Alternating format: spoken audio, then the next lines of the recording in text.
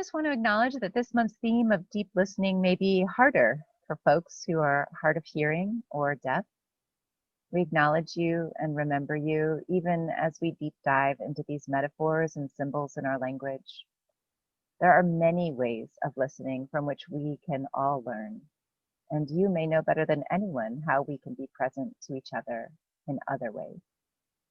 And we are working to ensure that closed captioning is a part of future services. And now I'd like to turn the floor over to Jones Hollister, who has a very important message for you from the Ministerial Search Team. Hi, I'm so glad to be here today. I'm here because your search committee is working really hard and we need your help. We have over 140 responses so far to our survey, so we know you haven't all done it yet. The deadline is October 25th, and it's super important that we have results that reflect the diversity of this congregation. Whether you're new to the church, even if you're a visitor, or you've been here for decades, if you've got kids in RE, or sing in the choir, or a birder or crafter, or just love Sunday worship once a month, or come to a small group ministry, whatever way that you connect with this congregation, we want your voice as part of what we're hearing and what we're using as our guideposts. We need to have your perspective. Help us. We're putting the link into the chat box now. You can click on it and it'll open up a browser, but don't start the survey. Rejoin us in worship. When we're done with the worship service, you can go back to that browser and do the survey then. Many folks have told us they enjoyed the opportunity to reflect on who we are as a church and what they value in this place that we call our church home. I hope that you will enjoy it too. If you need support in doing the survey, just let us know. We've sent out paper copies and can also take down your information by phone if needed. We're available at UUCE search at uueugene.org, or you can call the church office and they can connect you with our phone number. And if you hear desperation in my words and my voice, if you're feeling a little overwhelmed by the number of reminders we're sending out, that's because there's just 8 of us on the search committee, and we want to be sure we're truly grounding our work in what you want us to know. There's going to be a time in the search where we can't share a lot of what's going on with you because we need to keep the confidentiality of the ministers. Know that part of why we want this input is so we can be making this decision with the needs of all of you in mind, with the whole congregation in mind. We take very seriously our role as representing you in this process. So please help us out. Tell your friends. There will be more opportunities to share as well. As we close up the survey, we'll start focus groups and cottage meetings.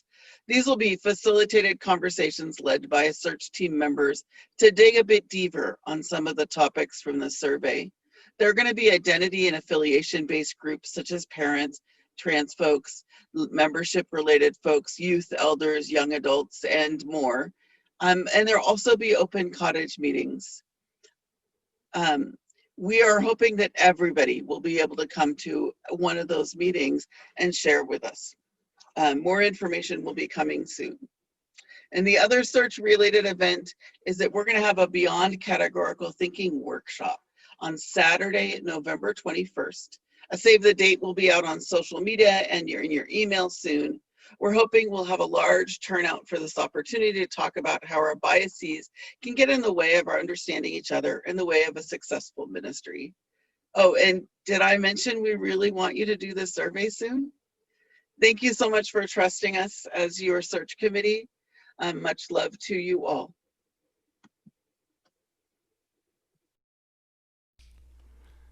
Good morning, UUCE.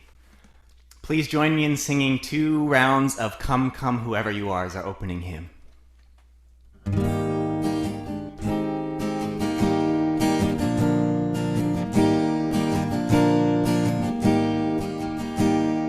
Come, come, whoever you are, wanderer, worshiper,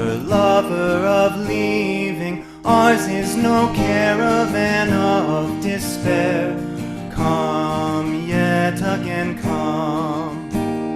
Come, come, whoever you are, wanderer, worshipper, lover of leaving. Ours is no caravan of despair.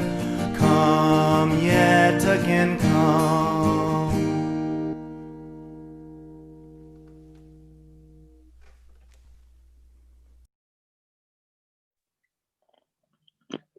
As we light this chalice, may you be heard today. May you hear today. May you be loved today. May our time together be a light upon your path. Let us begin again in love.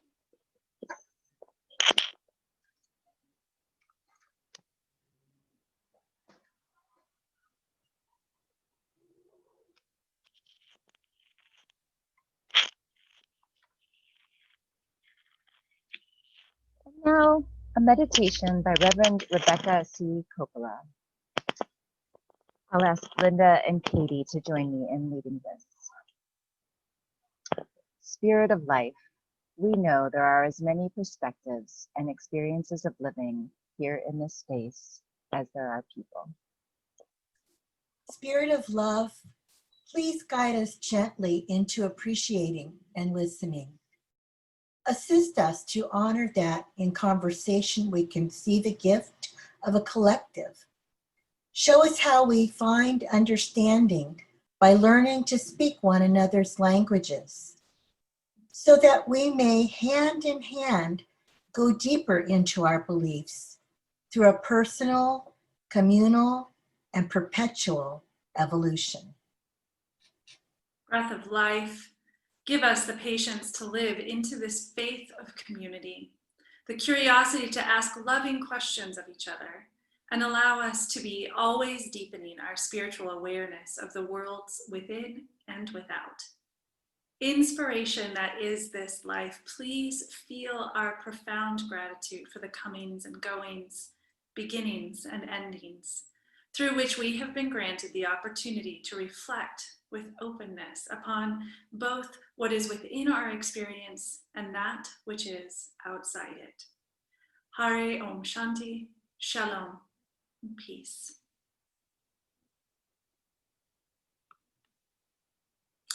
Now, please join our virtual choir in singing the meditation on breathing, number 1009.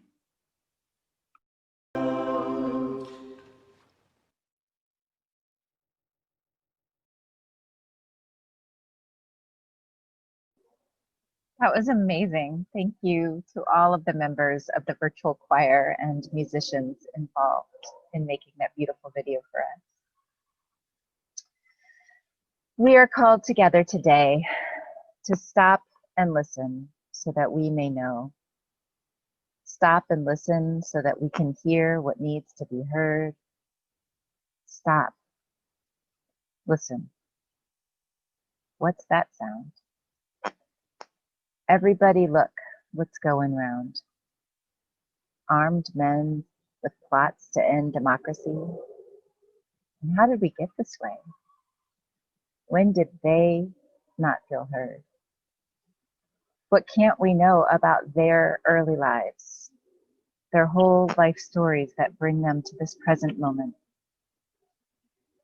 We are called to listen, to know, to understand as best we can. Let us begin together in love.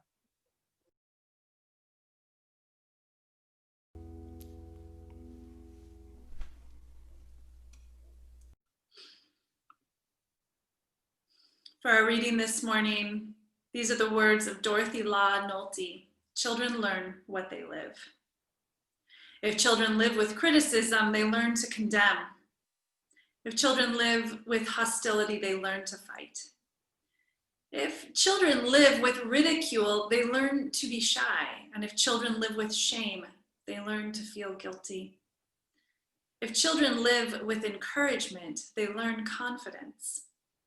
If children live with tolerance, they learn to be patient. If children live with praise, they learn to appreciate. And if children live with acceptance, they learn to love. If children live with approval, they learn to like themselves. And if children live with honesty, they learn truthfulness. If children live with security, they learn to have faith in themselves and others. If children live with friendliness, they learn the world is a nice place to live.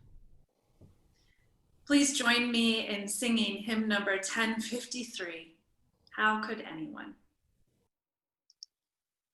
And now I have someone special here today to help me tell the story. I'm glad to introduce Hudson to you.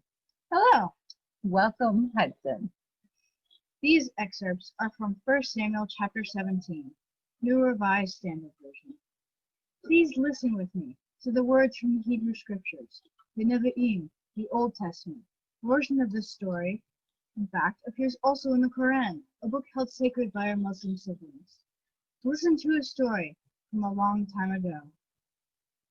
The Philistines gathered their armies for battle. The Philistines stood on one side of the mountain, and Israel stood on the other side of the mountain, with a valley in between them. And there came out from the camp, from the Philistines, a champion named Goliath, whose height was 6 cubits and a span. The shaft of his spear was like a weaver's beam, and his shield bearer went before him. For 40 days Goliath came forward and took his stand. Morning and evening he stood and shouted to the ranks of Israel, "Why have you come out to draw up for battle? Choose a man for yourselves and let him come down to me. If he is able to fight with me and kill me, then we will be your servants. But if I prevail against him and kill him, then you shall be our servants and serve us." All Israel heard these words of the Philistine, and they were dismayed and greatly afraid. Now David was the son of a man named Jesse, and David went back and forth feeding his father's sheep at Bethlehem. Sent by his father, David rose early in the morning, left someone in charge of the sheep, took the provisions, and went as Jesse had commanded him. The champion Goliath came out of the ranks of the Philistines and spoke the same words as before, and David heard him. David said to Saul, "Let no one's heart fail because of him. Your servant will go and fight this Philistine." Saul said to David, "You are not able to go against this Philistine to fight with him, for you are just a boy, and he has been a warrior since his youth." But David said to Saul, "Your servant used to keep sheep for his father, and whenever a lion or bear came and took a lamb from his flock, I went after it and struck it down, rescuing the lamb from its mouth." Then he took his staff in his hand and chose 5 smooth stones from the wadi and put them in his shepherd's bag. His sling was in his hand, and he drew near to the Philistine. Goliath came and drew near to David with his shield bearer in front of him. When he looked and saw David, he disdained him, for he was only a youth, ruddy and handsome in appearance. The Philistine said to David, "Am I a dog that you come to me with sticks? Come to me, and I will give your flesh to the birds of the air or the animals of the field." When the Philistines drew nearer to meet David, David ran quickly towards the battle line to meet the Philistine. David put his hand in his bag, took out a stone, slung it, and struck the Philistine right on the forehead, and he fell down on the ground. And so David prevailed over Goliath. And so ends our story.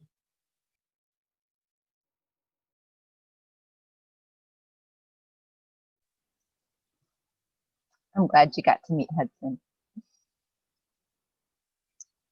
Sometimes the thing that needs slaying is exactly as scary as it sounds. 6 cubits and a span is over 9.5 feet tall. So how do we get through these moments of life when things seem to need slaying?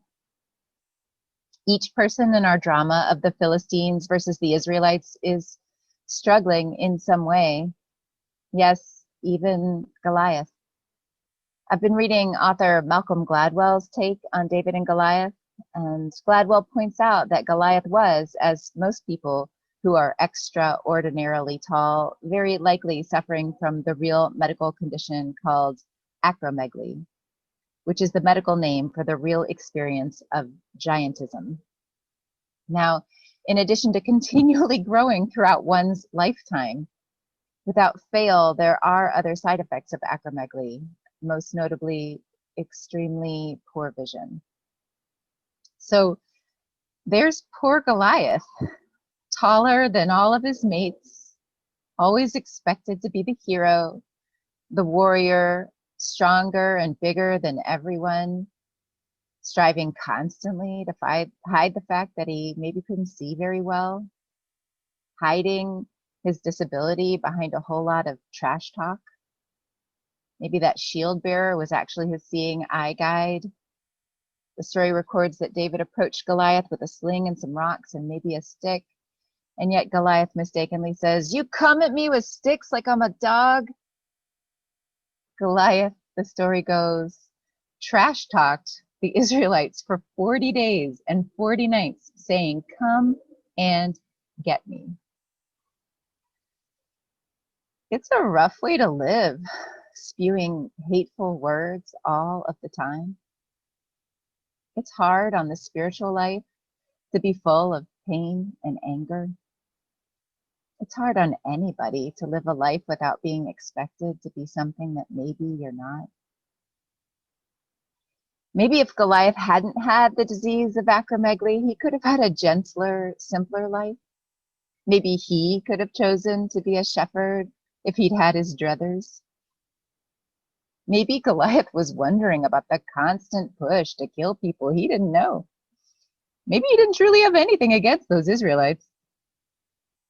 Maybe Goliath longed for a deeper spiritual life. Maybe Goliath is a victim of circumstance.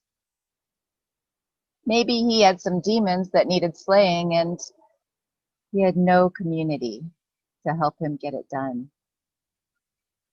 Can we have some compassion, some empathy for Goliath? And then this young David, nobody believes in him, least of all his own father, sees him as a shepherd. What does he know? But David knows. He knows the depths of his own strength. He's saying to his father, "I know, I have some skills, Dad. I have reserves that maybe nobody here knows but me and my God, and I'm going to use these inner life and outer life skills in this time of great fear for me and for all of my people." He reminds his father, "I keep sheep for you, and whenever a lion or bear came and took a lamb from the flock, it was me. I went down and struck it down, and I rescued the lamb from its mouth." He's saying, "Dad, I've got skills. Listen to me. This is admittedly a bad situation, but I have been honing my craft. I've been working so hard, and my vision is clear. I am equipped to handle this." And he was, and he did.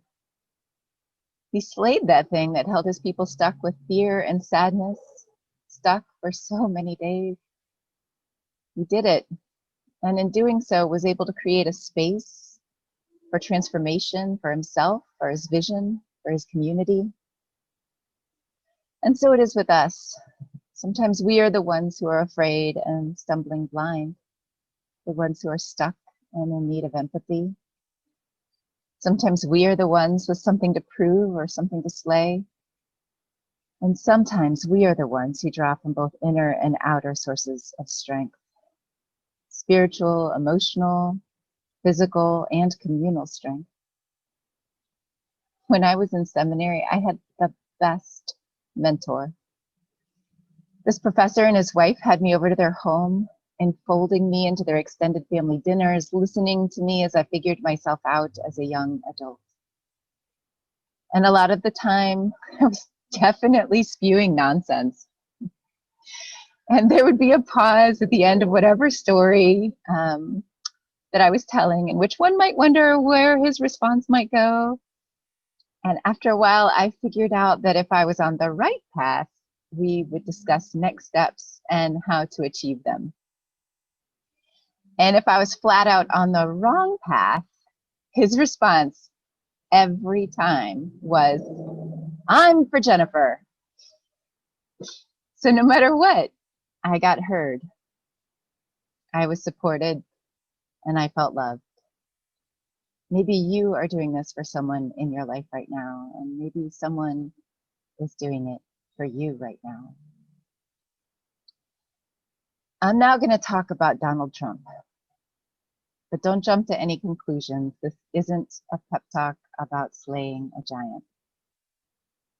I will not ever tell you for whom you should vote, for you have the right of conscience and democratic process in society at large, as outlined in our fifth principle.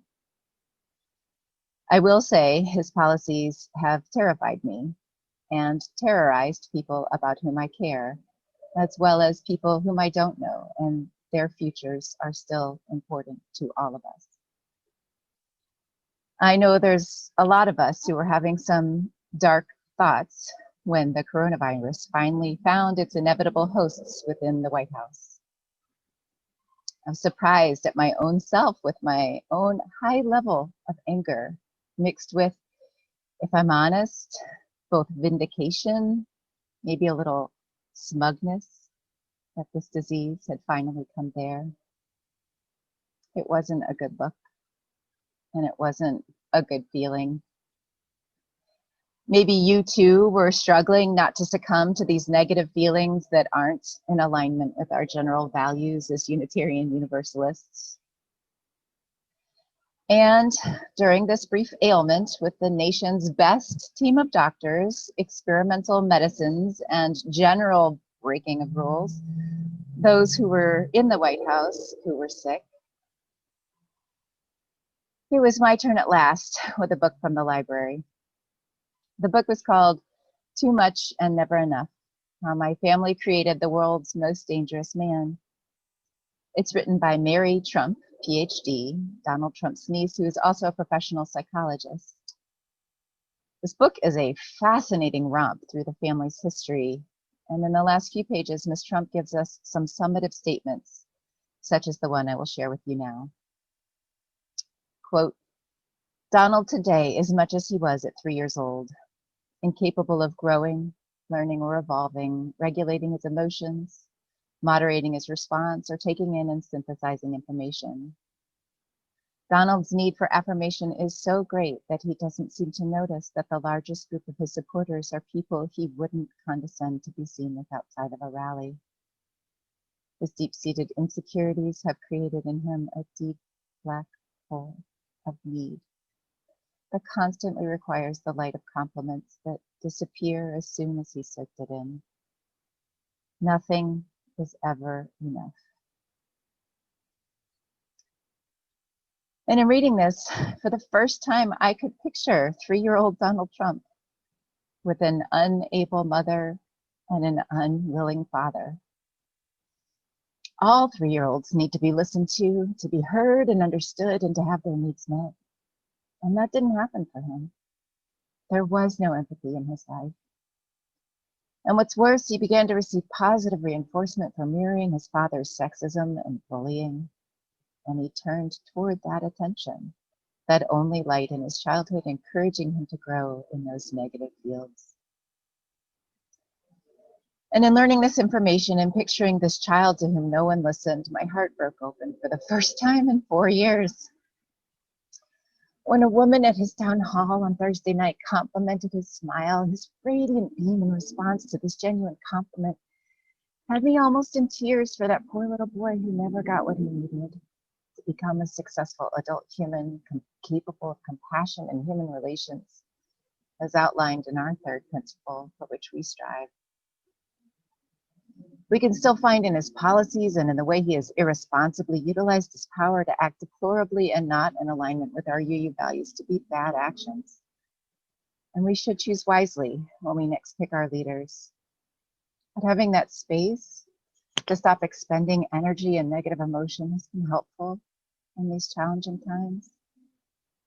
In this instance, it was my own giant store of anger and frustration that needed some slaying, so that I could get back to the business of finding the inherent worth and dignity in every person. When working with our partner for UU the Vote every Sunday, I spend a lot of time talking to answering machines of disenfranchised voters. And after saying the pieces about how to vote, go to this website. If you have trouble, try this phone number. In this nonpartisan campaign, I always end my calls with a thinly veiled but strictly nonpartisan message.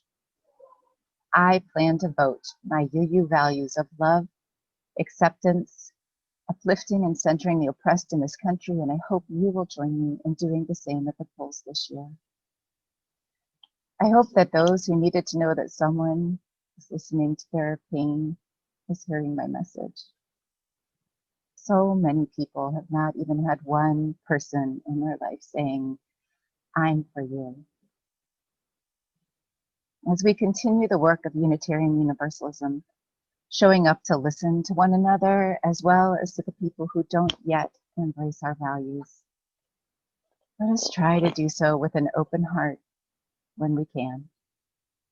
For we do not know if anyone has ever listened to them, and what a difference that can make.